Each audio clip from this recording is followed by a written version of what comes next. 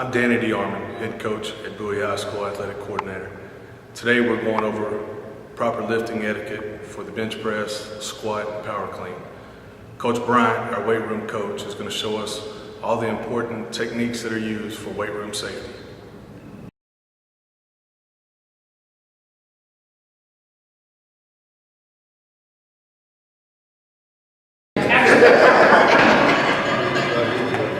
Okay, we're going to break this into two phases. The first thing we're going to talk about is general policy in this weight room for safety reasons.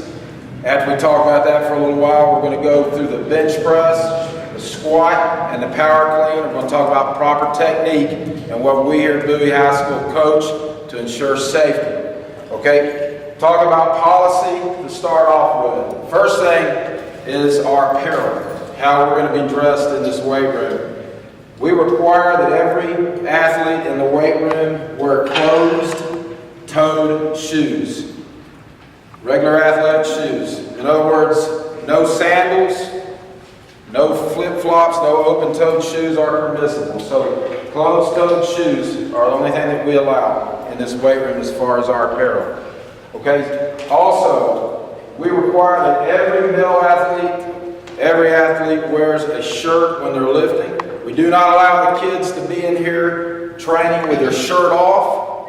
We don't want to pass bacteria on these benches. It also will protect the bench if we'll keep as much perspiration off the leather as possible. So we require that they do wear a shirt when they're in here lifting. Okay. Next things we're going to talk about is loading and unloading this bar, our proper procedures for it. We're going to talk about when we have large groups in here, how we rotate kids from one set to the next.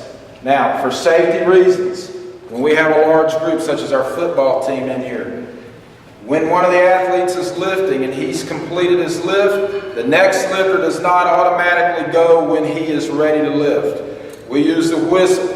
And so who's ever run in the weight room that day will blow their whistle. That group of lifters at every single station will perform their bench press set or squat or clean, whichever exercise we're performing. After that person gets done with the lift and it's safely racked, the next lifter will not go until we blow the whistle. And what that does is now the coaches that are in this weight room and walk in the weight room and surveying and making sure it's safe can see all the lifters lifting at once. We don't get in a situation where we've got one kid lifting here, nobody lifting over here, somebody lifting here, nobody lifting over there. It's simultaneous, the best that we can. Okay? Now the first exercise we're going to perform today is the bench press. I've got possibly the strongest person in the school district that's going to demonstrate that for us in Donovan Wright. Okay? Now, we always start with a lighter weight so the kids can safely warm up to prevent any kind of injuries. We always use these collars. Before we go to the next weight, we will demonstrate how to properly carry these weights. Also, back in procedure, because there are so many athletes lifting in here at any given time, one thing we're always going to be aware of is when kids are standing in between the racks, that they're not too close to the bar, especially not too close to the bar with their head below the bar. We're trying to prevent any type of head injury, so we look for that. If we see a kid or an athlete, he's down there tying his shoe, the bar is near his head, we see that, we let the kids know, get out of the way of the bar. They know that in advance, okay? We're going to use these collars to collar the bar.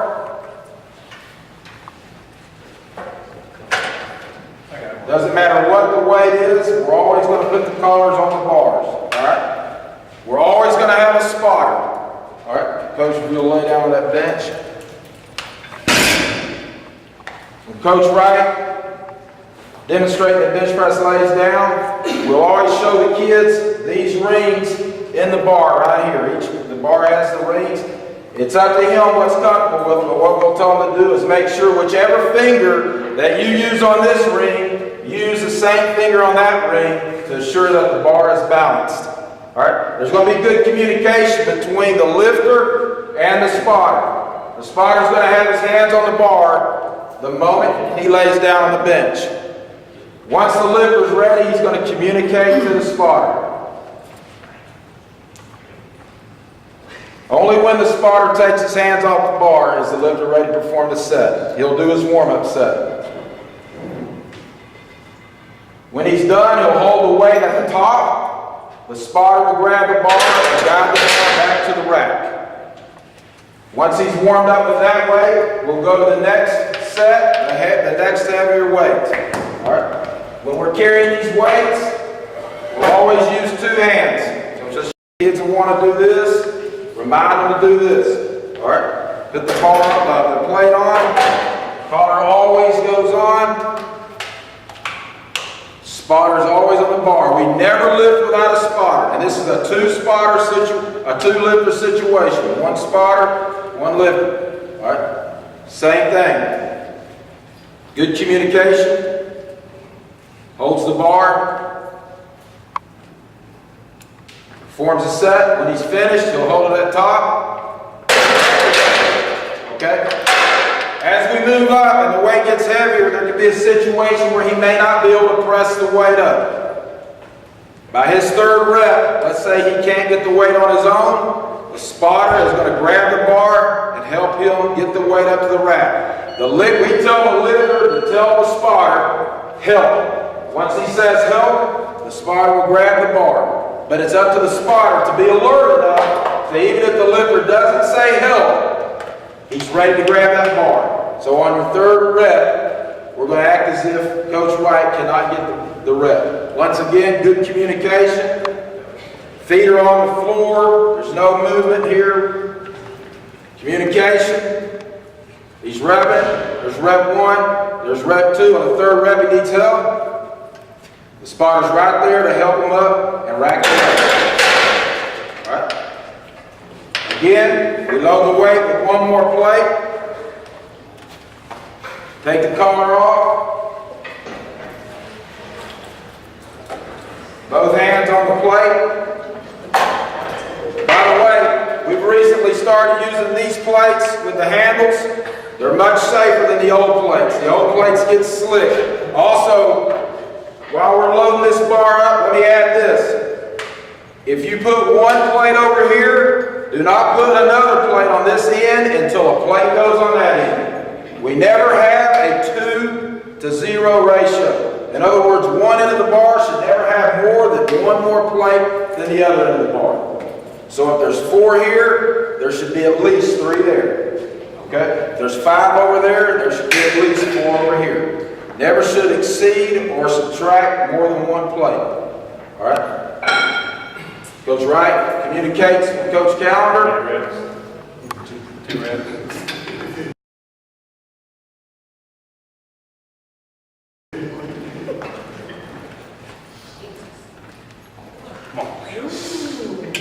Okay, that's 405. Done easily. 405 done easily by Coach Wright, the Bowie High School way.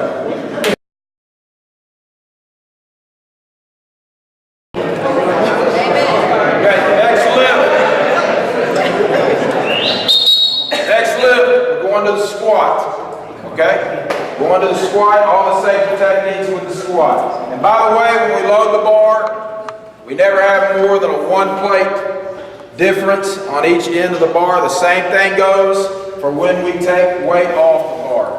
There should never be more than a 1 plate advantage or disadvantage on either end of the bar. What we're trying to prevent is the bar flipping. All right, let's talk about the squat. Same thing as the bench press. Coach is going to get his self-balanced by using the lines that are on either side of the bar. All right. When he goes underneath the bar, he's going to place the bar in this crease at the top of his shoulders. We don't want the bar up here too high on the neck. A lot of athletes, when they first start lifting, they want to put the bar too high on the neck. That puts too much pressure on the neck, too much pressure on the spine. So we'll get it in a position where that natural crease is, that's between the shoulders. Sometimes the kids get here and they haven't lifted much and they haven't built up This muscle area, the traps, will allow them to use a towel or a pad or some of that nature. With girls, we'll do that some as well. But our goal is that the kids can squat without any type of assistance on that bar. Okay, so coach is gonna get under the bar. He's gonna unrack it. He's gonna take a couple steps back. Now you notice Coach Calendar, he's got what we call a fingertip spot.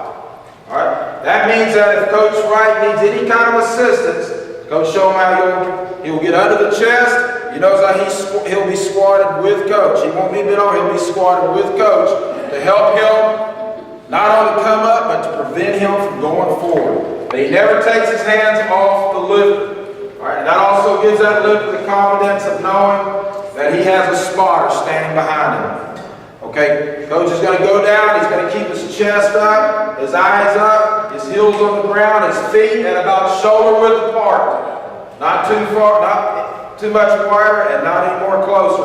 But right at about shoulder width apart, with his toes either pointed straight ahead or slightly out. Okay, either one is acceptable. We ask that the kids go parallel to the ground, and that simply means the top of his hips are lined up with his knees. And that's just our preference. We believe in deep squatting here. Okay, Coach is going to do his reps. Strong rep 1, he's still good. Rep 2. On the third rep, he's going to struggle. Coach is there, keep his back straight, help him up. Now, as Coach goes to rack the weight, he will have his hands on the bar, the spotter will, and guide Coach down. And make sure that he does not catch his hands between the bar and the rack. We want Coach to know that Coach Calendar, the spotter, has his hands on the bar and is guiding it for him, or helping and aiding in that guiding. The spotter will remind the lifter to watch his hands, so his hands don't get too wide and he doesn't get his fingers caught between the bar and the rack. That's good communication. Watch your hands. Okay, and that's proper technique for the squats. Okay, Coach Allen bought something real good that I missed. And you notice we have our safety bars here, okay? The safety bars are always going to be in place when we're squatting. It is a heavy weight exercise. And so if worst case scenario occurs and the lifter cannot get the bar up, even with the help of the spotter, he can set the bar down on the rack. Let's demonstrate that, Coach. Okay? The second rep, we're going to get to a situation where the spotter's unable to help. Okay?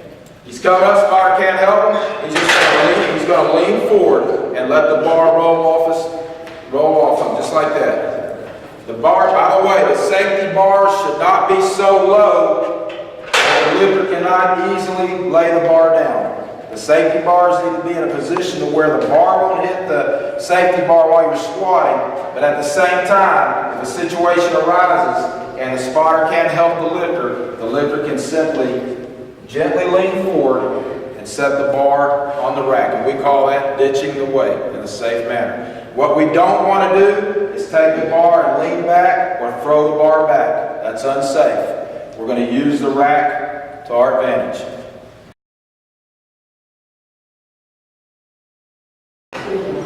Okay, final lift is the hang clean. We consider the most important lift in this weight room. Now, I said hang clean because we don't do full, complete cleans at Bowie High School. The reason we don't is we believe we can get just as much explosive development out of the hang clean, and also by not taking it to the ground, it prevents the kids from slamming the bar on the ground, which is a safety issue. Okay, what you have to be careful of with the clean is the kids will get too close that aren't lifting, and they'll get their foot. He sets the bar down, their foot will get away, and they'll set the bar right on the feet. Or we'll get them standing too close in front of them where he can't properly lift, or too many standing behind, or nobody spotting them from behind. Okay, so you have to keep the area as free and as clear as possible.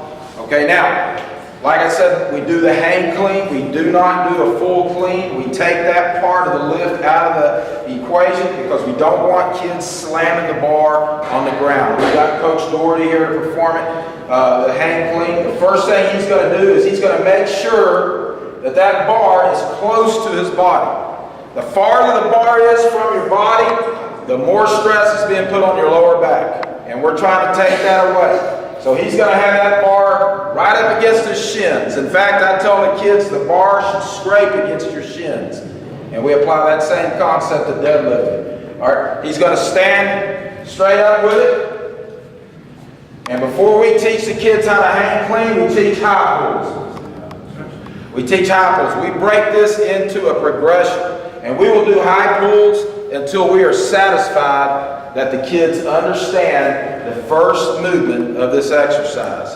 And the high pulls is going to consist of coach jumping off the ground and pulling the bar as high as he can, just like this. That is the first movement in the progression of a hang clean. Okay, you can go ahead and set it down, coach. Once we're satisfied that the kids understand that part of the lift, we'll have the kids go to the next lift, which is the clean itself. And what you'll see coach do is once he gets to here, he's going to drop his hips and he's going to put his elbows forward. We tell the kids to put the elbows forward because if they're down like that, the bar can roll off their hands. And so we teach them to keep their elbows forward to complete the lift for safety reasons. Okay? Whistle has blown. Everybody's lifting. All right. Coach performs the lift. Just like that. See the elbows? He's made what we call a good rack up here with the bar. All right. If his elbows were down, the bar could slide off or could roll off. But he's got the good rack right here with the bar. Okay. On the next rep, I want you to notice how he dips before he pulls the bar. He doesn't bend forward. He drops his hips and then he explodes through it. Right there. Good elbows, good rack, good first movement, good high pull. One more. Watch how he dips. Pulls it up there, just like that. Okay? When he gets ready to get finished, he's not going to throw the bar down. He's going to take it to the initial starting point, and he's going to set it down. And now he's done. As far as spotters, the spotter's going to stand back here behind the lifter. And his job is to prevent the lifter from falling backwards, because that does happen. And so if he starts to fall back a little bit, he starts to throw back, Coach Callender has both hands here to keep him steady. Both hands to keep them steady, okay? And that is the best way to spot when it comes to this hang cleaning. Last thing is that when you perform hang cleans, if possible, use what we call the bumper plates. These are the rubber plates. Come in the same weights as the regular plates. They are a lot better once they hit the ground if the lifter does put the bar on the ground too hard. All right, much better for safety, and also they're much more durable. Your safety is our priority.